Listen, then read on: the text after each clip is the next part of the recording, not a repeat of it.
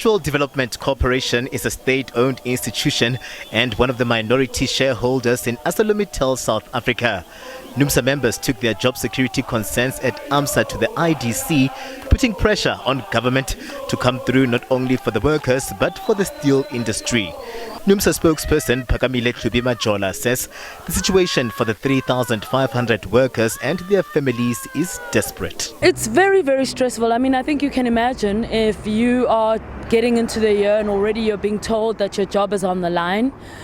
So our members are very, very anxious. A lot of them are very scared, very worried about their families and very concerned because at this point we have been engaging with ArcelorMittal South Africa in Section 189 consultation on this issue.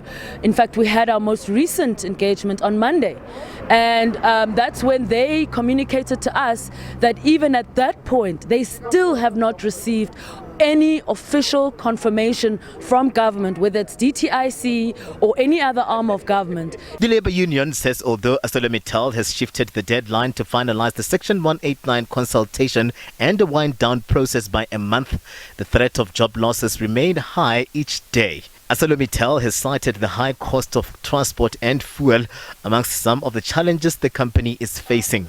Numsa Deputy Secretary General Mbuso Ngubane says that the company has long been dealing with pressures that need government intervention. We want them to come forward and give us tangible solutions in terms of what is it that they're investing in the company back so that the company can be able to continue its operation. Among others, is the question of electricity hike or electricity tariff that the company says is too high, they can't afford. We want that issue to be addressed.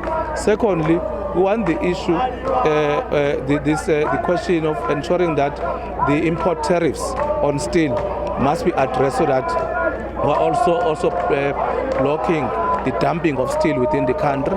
The workers delivered 2 memorandum of demands on ArcelorMittal and SA steel mills that is under business rescue. We want the IDC to compel the BRP to act with speed.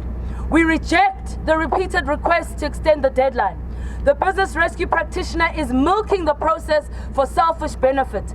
Our members are unable to earn any income. They cannot even claim UIF. If we could replace the BRP, we would, but we understand that will only make the process even longer. Therefore, we demand a speedy resolution to the process, and we're demanding that it cannot take more than 2 months. 2 months! It must be done, it must be wrapped up. Head of Corporate at the IDC, Tepo Ramudibe, received the memorandum with a response commitment.